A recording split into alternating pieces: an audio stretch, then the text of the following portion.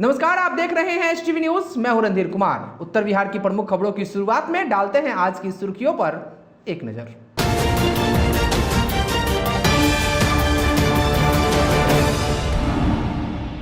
पूर्वी चंपारण जिले के प्रभारी मंत्री सुनील कुमार ने ढाका और चिरैया प्रखंड क्षेत्र का किया दौरा। बाढ़ के दौरान किसानों को हुए क्षति पर चिंता जताते हुए सरकारी स्तर पर किसानों को मदद दिलाने का दिलाया भरोसा। मोतिहारी स्थित अतिथि गृह में प्रेस वार्ता का हुआ आयोजन। सूबे के मद्य निषेध उत्पाद एवं निबंधन विभाग मंत्री सह पूर्वी चंपारण के प्रभारी मंत्री ने पत्रकारों से की बातचीत। सुगौली में टीकाकरण को लेकर बीडीओ ने शिक्षक और स्वास्थ्यकर्मियों के साथ की बैठक, दिए कई अहम निर्देश। पंचायत चुनाव के मद्देनजर जिलाधिकारी के निर्देश पर मझौलिया थाने में 4 दर्जन से अधिक शस्त्रों का हुआ भौतिक सत्यापन। सूबे के सहकारिता मंत्री सह शिवहर जिला प्रभारी मंत्री ने समीक्षा बैठक की। बाढ़, अतिवृष्टि एवं आपदा से संबंध में हुई बातचीत। गहरे पानी में डूबने से हुई 12 वर्षीय बच्चे की मौत, मझौलिया प्रखंड क्षेत्र का है मामला। त्रिस्तरीय पंचायत चुनाव में पुरुषों के वर्चस्व को आधी आबादी दे रही है चुनौती। नामांकन में पुरुषों से ज्यादा महिलाओं ने किया है नामांकन। मोबाइल चोर हुआ गिरफ्तार, पुलिस ने भेजा जेल। मझौलिया थाना क्षेत्र का है मामला। एसडीपीओ ने किया मझौलिया थाने का औचक निरीक्षण। लंबित कांडों का जल्द पूर्ण करने का दिया निर्देश। हिंदी दिवस के अवसर पर नरकटियागंज में राष्ट्रीय कवि सम्मेलन कार्यक्रम का हुआ आयोजन। और बुनियादी विद्यालय के शिक्षक पर मझौलिया थाने में चेक बाउंस को लेकर हुआ मामला दर्ज। मोतिहारी के रहने वाले हैं शिक्षक।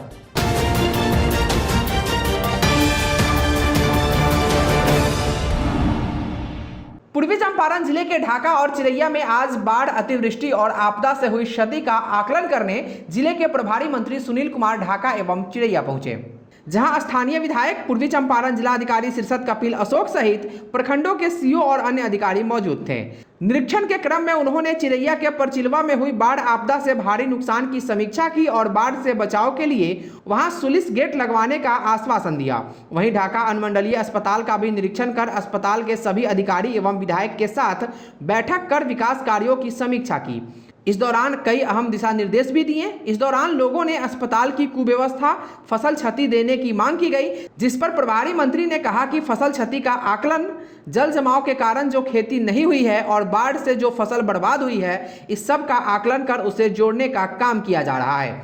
कोई भी किसान लाभ से वंचित नहीं हो, इसके लिए बाढ़ की पूरी तरह से आकलन किया जा रहा है। बाढ़ में छूटे लोगों को भी लाभ पहुंचाने के लिए समीक्षा की जा रही है। सभी का आकलन कर सभी लोगों को इसका लाभ दिया जाएगा। ये मेरे ख्याल से 10वां ब्लॉक है, 11वां ब्लॉक है, जहां हम लोग डीएम साहब के साथ और हम लोग इधर आए हैं। तो मुख्यतः बाढ़ प्रवण इलाकों में और बाढ़ प्रभावित इलाकों में या जल जमाव था, उन सब जगहों को हम लोगों ने देखा और मुआवजा के संबंध में भी जानकारी आम जनता से ली। फसल क्षति के संबंध में या जो 6,000 रुपये प्रति परिवार को बाढ़ राहत की तरफ से मिलता है, तो कुल मिला के स्थिति संतोषप्रद है और अधिकांश लोगों को ब्याज की राशि भी मिली है और फसल क्षति के अभी आकलन करीब ठीक है। कुछ जगहों पर लोगों की मांगे थी कि और लोगों को जोड़ा जाए और यहाँ ढाका में आकर के हमने अस्पताल का भी निरीक्षण किया डीएम साहब के साथ। व्यवस्था ठीक है और यहाँ पर जो एम्बुलेंस की कमी या ऑक्सीजन प्लांट की कमी के बारे में कहा गया माननीय विधायक जी के द्वारा, तो उसे पूरा करने की हम पूरी कोशिश करेंगे। और अन्य जगहों पर जो भी, और इसके अलावा सदर अस्पताल का भी हम लोगों ने देखा था, वहाँ पर ऑक्सीजन प्लांट 2 लगे हैं। तो यहाँ भी मेरे ख्याल से हम लोग पूरी कोशिश करेंगे कि यहाँ भी उसकी व्यवस्था हो। सूबे के मद्य निषेध उत्पाद एवं निबंधन विभाग मंत्री सह प्रभारी मंत्री पूर्वी चंपारण सुनील कुमार की अध्यक्षता में मोतिहारी स्थित अतिथि गृह में प्रेस वार्ता का आयोजन किया गया। इस दौरान उन्होंने पत्रकारों को संबोधित करते हुए कहा कि मोतिहारी जिले में बाढ़ से प्रभावित क्षेत्रों के भ्रमण के दौरान देखा कि फसल क्षति, मकान क्षति, सड़क एवं पुल पुलिया क्षतिग्रस्त हुए हैं। उन्होंने कहा कि सुगौली से सिकरहना तक 520 करोड़ का प्रोजेक्ट चरणबद्ध तरीके से पूरा किया जाएगा, जिससे इन क्षेत्रों में बाढ़ के प्रकोप से लोगों को निजात मिल सकेगा। उन्होंने कहा कि बाढ़ आपदा अनुश्रवण समिति की बैठक जिला स्तर पर की गई है। विधायकों द्वारा बाढ़ से सुरक्षा हेतु सुझाव मिले हैं, उन सुझावों पर अमल किया जाएगा। साथ ही कहा कि बाढ़ के समय जिला प्रशासन के द्वारा बहुत ही बेहतर ढंग से रिलीफ का कार्य संपन्न किया गया है, जो काबिले तारीफ है। सभी प्रभावितों को सामुदायिक किचन में खाना खिलाया गया है। पॉलीथीन सीट, पशु चारा, पशुओं को ठहरने की व्यवस्था, नाव की व्यवस्था, एनडीआरएफ का सहयोग, स्वास्थ्य सेवा आदि ससमय मुहैया कराई गई है। उन्होंने कहा कि बाढ़ से क्षतिग्रस्त फसल, मकान, सड़क, पुल पुलिया की मरम्मती एवं निर्माण किया जाएगा एवं सभी प्रभावितों को मुआवजा का भी लाभ दिया जाएगा, कोई भी वंचित नहीं रहेगा। इस अवसर पर जिलाधिकारी शीर्षद कपिल अशोक, पुलिस अधीक्षक नवीन चंद्र झा सहित अन्य उपस्थित थे। बाढ़ प्रभारी मंत्री के रूप में मोतिहारी जिले में आने का मुख्य कारण था कि जो भी प्राकृतिक आपदाएं हैं उससे संबंधित समीक्षा की जाए, इलाके में भ्रमण किया जाए, लोगों की बातों को सुना जाए और सरकार चाहती है, बिहार सरकार चाहती है कि आपदा की स्थिति में जो भी पीड़ित परिवार है, पीड़ित व्यक्ति है, उसकी मदद की जाए। हमने इस भ्रमण के दौरान 10 से अधिक ब्लॉकों का भ्रमण किया। बाढ़ से प्रभावित या जल जमाव से प्रभावित इलाकों का दौरा किया, जहां फसल क्षति थी उन इलाकों का दौरा किया। यहाँ के माननीय विधायकों से हमारी मुलाकात हुई, जहाँ जहाँ हम गए। इसके अलावा हमने सदर अस्पताल और ढाका अस्पताल का भी निरीक्षण किया। तो कुल मिलाकर स्थिति, जहाँ तक बाढ़ सहायता की बात है, उसमें मदद करने की बात है, आम लोगों को जो खास करके पीड़ित हैं, उसमें स्थिति बहुत ही संतोषप्रद है। जिला प्रशासन ने डीएम साहब के नेतृत्व में बहुत मेहनत की है। सुगौली प्रखंड सभागार में टीकाकरण महाअभियान को पूर्णतः सफल बनाने को लेकर बीडीओ सरोज बैठा ने शिक्षकों व स्वास्थ्य कर्मियों के साथ आज एक बैठक की। उन्होंने कहा कि 17 सितंबर को होने वाले टीकाकरण महाअभियान को लेकर सभी लोगों को सक्रिय रहने की जरूरत है। पिछली बार कुछ जगहों पर व्यवस्था ठीक नहीं रहा, लेकिन इस बार किसी तरह की लापरवाही बिल्कुल बर्दाश्त नहीं की जाएगी। इस बार करीब 15,000 वैक्सीनेशन का डोज जिला से प्राप्त हो रहा है। उन्होंने कहा कि आप सभी लोगों को इसके लिए प्रशिक्षण मिला है। मैं स्वयं सभी केंद्रों का निरीक्षण करूंगा और इसके लिए टीम का भी गठन किया गया है। इस महाअभियान में किसी के द्वारा अगर किसी तरह की कोताही बरती गई तो विभागीय कार्रवाई होना तय है। टीकाकरण को लेकर लोग जागरूक हैं और उन्हें हर हाल में टीका लगाना है। प्रखंड में 100% टीकाकरण का लक्ष्य रखा गया है, जिसमें आप लोगों का योगदान अहम है। अगर किसी को कोई परेशानी हो तो सीधा मुझे सूचित करें। मौके पर वरीय बीआरपी भोला प्रसाद, शिक्षकगण व स्वास्थ्यकर्मी मौजूद थे। शिवहर समाहरणालय के सभा कक्ष में बिहार सरकार के सहकारिता मंत्री सह जिला प्रभारी मंत्री सुभाष सिंह की अध्यक्षता में बाढ़, अतिवृष्टि एवं अन्य आपदा की समीक्षा बैठक आयोजित की गई। इस समीक्षा बैठक में शिवहर जिलाधिकारी सज्जन राजशेखर के द्वारा विस्तार पूर्वक बरसात की स्थिति, बागमती नदी के जल स्तर संबंधित आंकड़ा, बाढ़ 2021 से प्रभावित प्रखंड पंचायतों का विवरण, सामुदायिक रसोई का संचालन, आपदा संपूर्ति पोर्टल, स्वास्थ्य सेवा, पशु दवा एवं चारा की व्यवस्था तथा कोविड-19 से मृत व्यक्तियों के आश्रितों का भुगतान से संबंधित विवरण प्रस्तुत किया गया। इस दौरान जिलाधिकारी ने बताया कि 2 जुलाई 2021 को अत्यधिक वर्षा होने के कारण बेलवा पंचायत अंतर्गत बागमती नदी का सुरक्षात्मक तटबंध निर्माणाधीन बेलवा डैम के पास 15 मीटर में 3 जुलाई 2021 को करीब 7 बजे पूर्वाह्न में अचानक टूट गई, जिसके कारण शिवहर जिला के निचले क्षेत्रों में बाढ़ का पानी फैल गया, जिसको जिला प्रशासन अथक प्रयास से मरम्मती करा लिया। साथ ही अन्य योजनाओं एवं अतिवृष्टि आपदा से संबंधित मामलों को लेकर समीक्षात्मक बैठक की गई, जिसमें सभी संबंधित पदाधिकारी मौजूद रहे। पंचायत चुनाव के मद्देनजर पश्चिमी चंपारण जिलाधिकारी के निर्देश पर आज मझौलिया थाना परिसर में 4 दर्जन से अधिक शस्त्रों का भौतिक सत्यापन किया गया। यह जानकारी अंचलाधिकारी सूरजकांत ने दी। उन्होंने बताया कि पंचायत चुनाव को लेकर शस्त्र का भौतिक सत्यापन किया जा रहा है। उन्होंने बताया कि 16 सितंबर तक शस्त्रों का भौतिक सत्यापन किया जाएगा। इस दौरान प्रखंड क्षेत्र के समस्त शस्त्र धारकों को अपने अपने शस्त्रों का भौतिक सत्यापन कराना अति अनिवार्य है, अन्यथा उनके विरुद्ध आवश्यक कानूनी कार्रवाई की जाएगी। बताते चले कि पंचायत चुनाव के दौरान क्षेत्र में शांति और सुरक्षा की व्यवस्था कायम रहे, इसके लिए प्रशासन फूंक फूंक कर कदम रख रही है। इसी के मद्देनजर प्रशासन द्वारा शस्त्रों का भौतिक सत्यापन किया जा रहा है। इन दिनों मझौलिया प्रखंड क्षेत्र में डूबने से हुई मौतों का सिलसिला लगातार जारी है। इसी कड़ी में भोगाड़ी गांव निवासी शेख अंसार आलम का लगभग 12 वर्षीय पुत्र इरशाद आलम की मौत तालाब में डूबने से हो गई। यह जानकारी देते हुए थाना अध्यक्ष अशोक कुमार ने बताया कि मृतक के शव को कब्जे में लेकर पोस्टमार्टम के लिए जीएमसीएच बेतिया भेज दिया गया है। इधर परिजनों का रो रो कर बुरा हाल है। कल सुबह 10 बजे घर से गायब हुए। उसके बाद में हम लोग को पता नहीं, ऐसे ही लग रहा कि कहीं घूमने उमने गया होंगे। जब शाम को 4 बजे तक नहीं आए घर लौटे तो हम लोग ढूंढना चालू किए। जब चारों तरफ ढूंढ लिए, कहीं नहीं नजर आया, तो उसी आगे जब बढ़े तो वही पोखर में तालाब जैसा जो है उसी में मरा पड़ा हुआ मिला। तो हम लोग वहाँ से निकाल कर पुलिस को इन्फॉर्म किए। फिर जा कर के उनको निकाल करके पुलिस आई, सब देख करके आगे का फिर प्रक्रिया।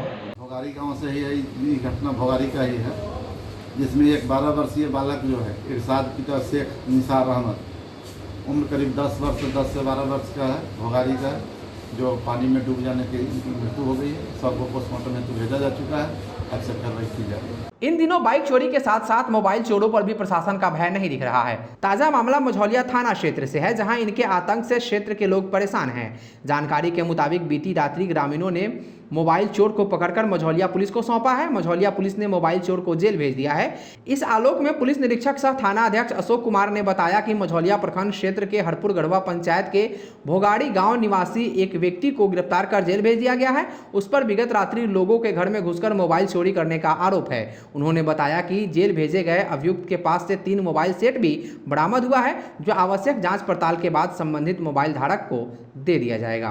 विगत रात्रि एक चोर घुस गया था, जिसे गिरफ्तार कर लिया गया है और आपसे कार्रवाई करते हुए उसे जेल भेजा जा रहा है। इनके द्वारा 3 मोबाइल चोरी किए गए हैं उसी गांव में। विनय कुमार के घर में भी चोरी किए हैं बढ़ई टोला में, और अखिलेश कुमार के भी घर में मोबाइल चोरी किए हैं। इस मोबाइल चोर को अभी गिरफ्तार कर जेल भेजा जा रहा है। त्रिस्तरीय पंचायत चुनाव में पुरुषों के वर्चस्व को आधी आबादी चुनौती दे रही है। 50% के आरक्षण के बाद अब महिलाएं नामांकन में पुरुषों को पीछे छोड़ दिया है। इस बार महिलाओं ने 3.14% अधिक नामांकन किया है। पूर्वी चंपारण के मधुबन में 51.57% महिला व 48.43% पुरुष हैं। कई सामान्य पदों पर भी महिलाओं ने नामांकन पत्र दाखिल किया है। देखना है कि नामांकन के बाद नाम वापसी के दौरान कितनी महिलाएं चुनाव मैदान में रहती हैं। बताते चले कि त्रिस्तरीय पंचायत चुनाव में मधुबन में कुल 1718 प्रत्याशियों ने नामांकन दाखिल किया है, जिसमें से आधी आबादी का नामांकन 886 है। वहीं 832 पुरुषों ने नामांकन दाखिल किए हैं। वहीं तेतरिया में विभिन्न पदों के लिए 1150 प्रत्याशियों ने नामांकन दाखिल किया है, जिसमें मुखिया के 99, सरपंच के लिए 57, पंचायत समिति सदस्य के लिए 104, वार्ड सदस्य के लिए 630 व पंच के लिए 262 प्रत्याशियों ने नामांकन पत्र दाखिल किए हैं। यहां भी महिलाओं की तादाद पुरुषों से अधिक है। अगली खबर पश्चिमी चंपारण जिला अंतर्गत मझौलिया थाना क्षेत्र से है। यहां एसडीपीओ मुकुल परिमल पांडे ने बुधवार को मझौलिया थाने का औचक निरीक्षण किया। इस दौरान उन्होंने सभी पुलिस अधिकारियों से केस डायरी संबंधित जानकारी ली तथा स्पष्ट निर्देश देते हुए कहा कि जल्द से जल्द लंबित कांडों का निष्पादन करते हुए केस डायरी पूर्ण करें, ताकि समय पर न्यायालय भेजा जा सके। उन्होंने अधिकारियों को आदेश दिया कि थाना में आए फरियादियों की फरियाद सबसे पहले सुनी जाए तथा न्याय देने का प्रयास किया जाए। साथ ही अधिकारियों को निर्देश दिया कि थाना क्षेत्र के सभी बैंकों की सुरक्षा पर विशेष ध्यान रखी जाए। रात्रि गश्ती, संध्या गश्ती और दीवा गश्ती में कोई कोताही नहीं बरती जाए। साथ ही पंचायत चुनाव के मद्देनजर थाना क्षेत्र अंतर्गत शांति सुरक्षा व्यवस्था बनी रहे तथा आचार संहिता का पालन हो, इस पर पुलिस को पैनी नजर रखनी है। निरीक्षण के दौरान थाना अध्यक्ष अशोक कुमार, अनुसंधान प्रभारी अशोक शाह, दरोगा इकबाल खान, सुधांशु शेखर सहित अन्य पुलिस अधिकारी मौजूद थे। हिंदी दिवस के अवसर पर पश्चिमी चंपारण जिले के नरकटियागंज में नवाकुर अंजलि साहित्यक आस्था परिवार द्वारा राष्ट्र कवि सम्मेलन कार्यक्रम का आयोजन किया गया। कार्यक्रम का उद्घाटन करने पहुंचे राज्यसभा सांसद सतीश चंद्र दुबे एवं 44वीं वाहिनी के सेना नायक ने दीप प्रज्वलित कर कवि सम्मेलन कार्यक्रम का शुभारंभ किया। इस दौरान अयोध्या से पहुंचे दुर्गेश दुर्लभ साहित्यक ने राज्यसभा सांसद को अंग वस्त्र से सम्मानित किया। राज्यसभा सांसद ने शहीदों को नमन करते हुए माल्यार्पण किया। उसके बाद सम्मेलन को संबोधित करते हुए राज्यसभा सांसद ने कहा कि बेहद खुशी है कि चंपारण की धरती पर हमेशा ऐसे कार्यक्रम किए जाते हैं। आज हम लोग उनको सुनने के लिए आए हैं जिनकी तुलना रवि यानी सूर्य से की जाती है। उन्होंने सम्मेलन के संचालक मुकुंद मुरारी राम की सराहना की। हम लोग उन लोगों की बात सुनने आए हैं जिनकी तुलना रवि से होता है। रवि मीन्स सूर्य से होता है। जहां सूर्य नहीं पहुंच पाता है वहां कविता लिखने वाले लोग, कवि सुनाने वाले लोग वहां पहुंच जाते हैं। तो यहाँ बहुत बोलने की गुंजाइश नहीं है। और हमारा तो आप लोग बचपन से लेके विधानसभा से लेके लोकसभा से लेके राज्यसभा तक सदन में भी स्पीच सुने हैं और आपके बीच में भी स्पीच सुने हैं। आज हम लोग केवल सुनने के लिए, आज के समय में मैं दावे के साथ कह सकता हूं कि धन देना लोग पसंद करता है, समय देना पसंद नहीं करता है। समय का इस समाज में महत्व बढ़ते गया है, लोग व्यवसायीकरण होते गए हैं। दूर से आपके बीच में जो कवित्री लोग, कविता सुनाने वाले भाई बंधु आए हैं, उसके सुनने के लिए इस शहर में आज कम से कम भीड़ होनी चाहिए, लेकिन समय नहीं है लोगों के पास। व्यस्त जीवन के बदौलत अपना जिंदगी काट रहे हैं। उस दिन को याद कीजिए जब वीर रस के कवि अपने कविता के माध्यम से इस देश को नेतृत्व करते थे और अपने देश को एक संदेश देते थे। और उनकी कवि में, उनकी कविता में कितनी दम होती थी कि उस संदेश के माध्यम से देश को आजादी दिलाने में बड़ी भूमिका रही है। कई राज्यों से पहुंचे कवियों ने अपनी कविता से लोगों का मनोरंजन किया। हास्य कवि हरिद्वार मस्ताना की कविता से कार्यक्रम में उपस्थित लोगों ने खूब मजे लिए एवं सभी कवियों ने खूब तालियां बटोरी। इस दौरान नगर प्रबंधक रितेश कुमार, उप सभापति रत्नेश उर्फ बबलू सर्राफ, वोट चतुर्वेदी, वर्मा प्रसाद समेत सैकड़ों की संख्या में हिंदी भाषी प्रेमी मौजूद रहे।